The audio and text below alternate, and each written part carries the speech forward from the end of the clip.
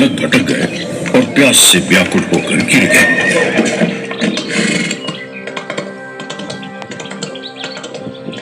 पानी, पानी,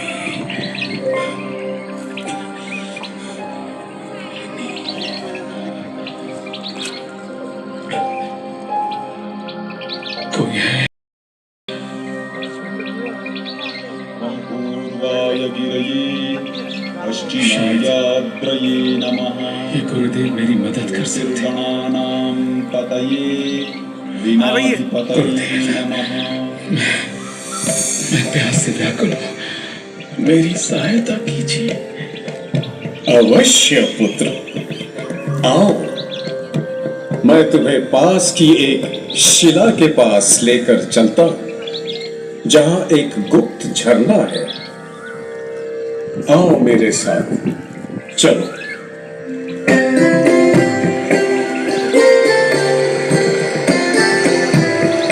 आओ पुत्र, यहां बैठो।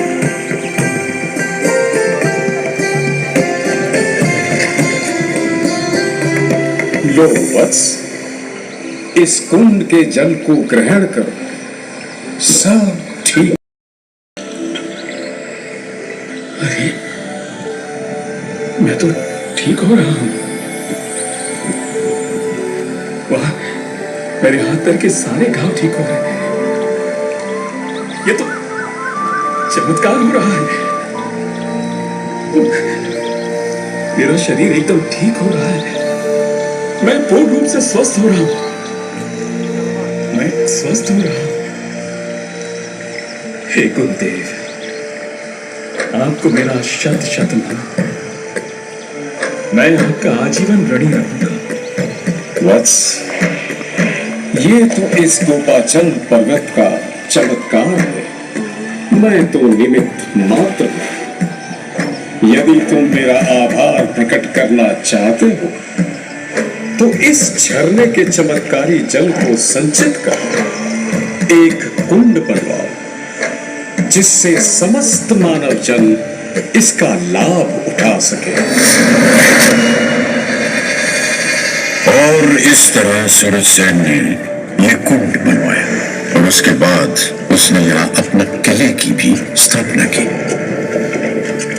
यह कोई साधारण किला नहीं है। इस किले से हिंदुस्तान के भाग्य से संबंधित कई महत्वपूर्ण निर्णय हुए।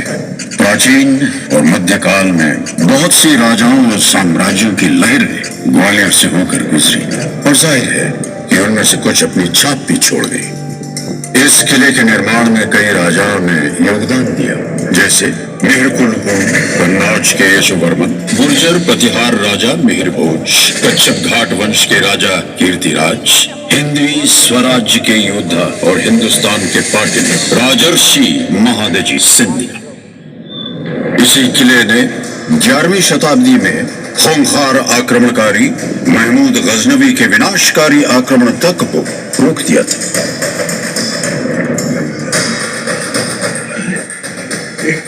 किला है या पहाड़ है? ये तो बिल्कुल नामुमकिन है।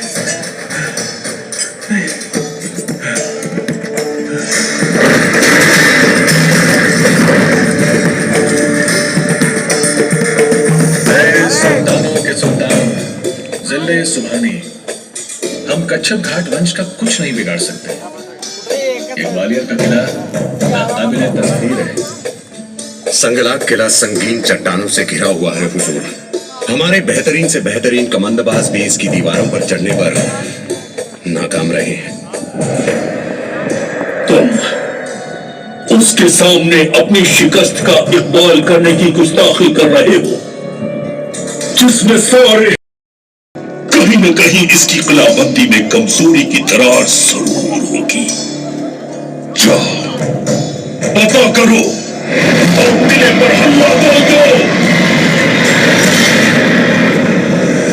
महमूद गजनवी के सिपाहियों ने लाख कोशिशें की, लेकिन हर बार नाकाम रहे। 4 दिन किले के इर्द गिर्द डेरा डालने के बाद भी कुछ हासिल नहीं हुआ। झुंझलाए हुए महमूद गजनवी को पहली बार अपनी फौज को वापस लौटने का हुक्म देना पड़ा।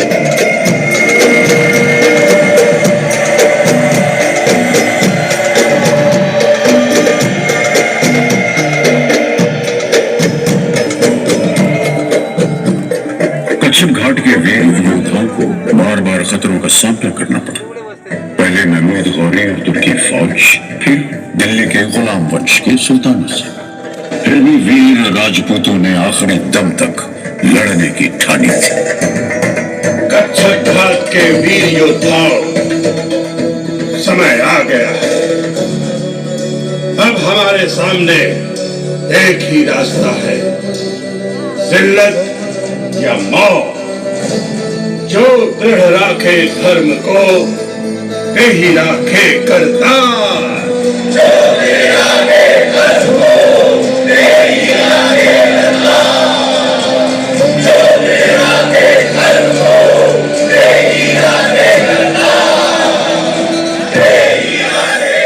स्वामी, यदि आज इस किले की भाग्य में पराजय और महारानियों के अपमान की ही संभावना है, तो हम अपने ही हाथों इस जीवन का अंतिम वाक्य लिखेंगे। हाँ महाराज, पराजय से बेहतर मृत्यु को गले लगाना हमें मंजूर है।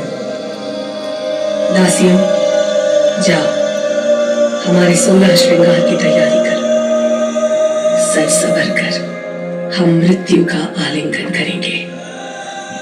जाइए महाराज, रणभूमि में जाइए। राजपूत वीरों की परंपरा के अनुसार अब हमारी भेंट स्वर्ग में ही होगी।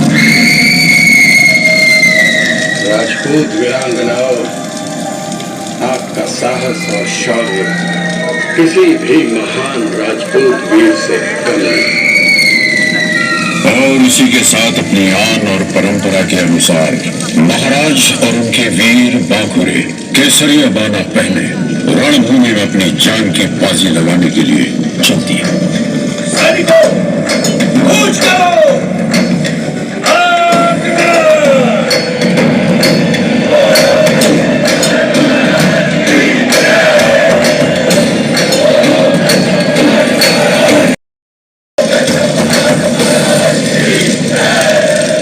दिल्ली में तख्त ताज पलटते थे तो असर ग्वालियर पर भी पड़ता था। ग्वालियर किला दिल्ली के खिलजी वंश और फिर तुगलक वंश के हाथ आया। तुगलक द्वारा वीर सिंह तोमर किले का राज प्रमुख नियुक्त किया गया। वीर सिंह ने शीघ्र ही अपनी स्वतंत्रता की घोषणा करके तोमर वंश की सत्ता की स्थापना की। तोमर वंश ने ग्वालियर पर लगभग 200 सालों तक राज किया। जब सन 1450 में महाराज डुगरेंद्र सिंह का राज तिलक हुआ, तोमर वंश इस राज्य क्षेत्र में महत्वपूर्ण राज शक्ति बन गया था। 1486 में तख्त पर एक राजा बैठे। उनमें एक महान शासक के सभी गुण थे। महाराज दक्ष शासक थे तो निपुण राजनीतिज्ञ भी। सहनशीलता और जोड़ तोड़ की नीति में उनकी मिसाल नहीं थी। महाराज कल्पनाशील भी थे और कला के परम उपासक और संरक्षक भी। ये सब तो उनमें था ही। बड़े रंगीन मिजाज और परम प्रेमी भी थे। मान सिंह था उनका नाम। उन्होंने अपने सपनों का साकार महल बनवाया और नाम रखा मान मंदिर।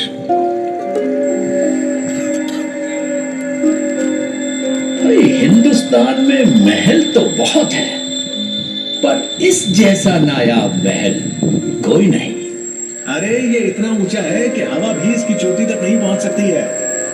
ये देखो, मंदिर का भीतरी हिस्सा कितने अद्भुत रंगों से सजा है। विश्वास नहीं होता। अरे इसमें ये खूबसूरत नक्काशी तो देखो, और जरा इन दीवारों पर लगे रंगों की चमक तो देखो।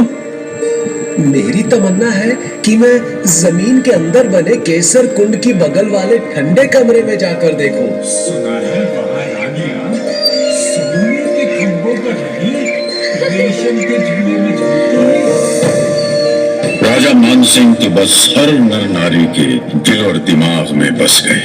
लोग आज भी गुजरी सुंदरी, नन्नी और मान सिंह की प्रेम कहानी सुनाते हैं। एक बार जब राजा शिकार पर निकले तो उन्होंने खूंखार जंगली भैंसे से मुठभेड़ करते हुए एक लड़की को देखा। हे भगवान, ये कौन लड़की है जो देवी की तरह भाले चला रही है? अरे वाह, कमाल हो गया। देखो देखो देखो, क्या भाला चला रहा है? अरे वाह, क्या बात है, कितनी ताकत जजमेंट कितना कमाल कर दिया इस लड़की ने।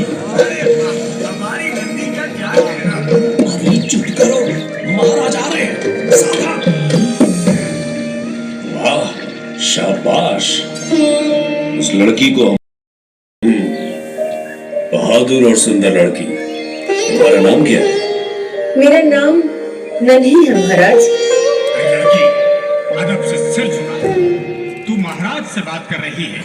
इसे ऐसे ही रहने दो। लड़की, तुम बहुत सुंदर हो।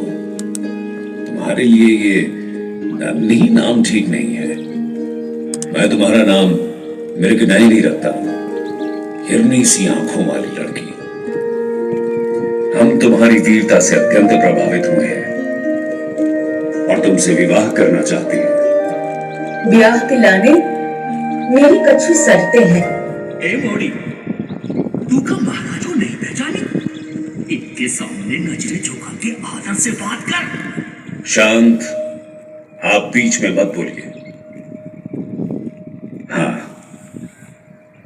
हम तुम्हारी शर्तें सुनना चाहेंगे। बताओ। महाराज, पहली शर्त, मैं न तो पर्दा में रहूंगी और ना ही एक ही महल में दूसरी रानी के संग। ठीक है। दूसरी शर्त, हमारी साख नदी ही हमारी शक्ति को कारण है। यो नदी को पानी भी हमें ग्वालियर में चाहिए होगा। तीसरी शर्त, मैं हमेशा आपके साथ ही साथ रहूंगी और हर जगह आपके साथ ही चलूंगी, चाहे युद्ध ही क्यों न हो। आप जहां जहां जाओ मैं भी संग ही रहूंगी। मंजूर। राजा मान सिंह ने नन्ही की सारी शर्तों को मानते हुए उसे नए नाम से रानी मृगनयनी घोषित किया।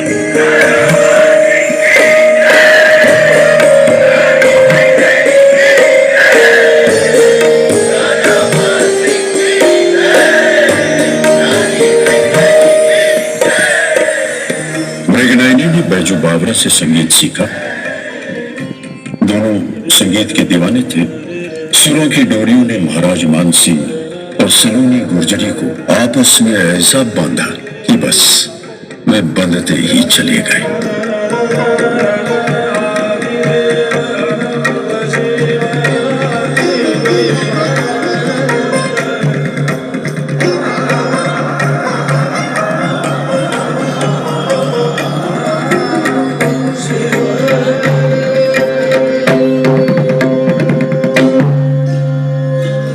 भारत के सर्वोत्तम शास्त्रीय संगीत विधाओं में ध्रुपद का ऊंचा स्थान है।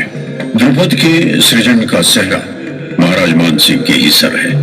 देश के कोने कोने से संगीत के विद्वान मान मंदिर की यात्रा के लिए आने लगे। महल के विशाल और सुंदर कक्ष लगे।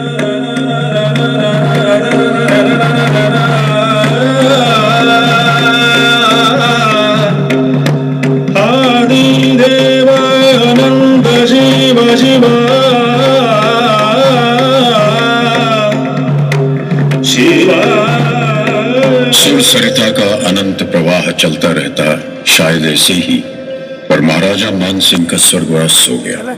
उसके बाद शीघ्र ही तोमर वंश के पूरे दिन आ गए।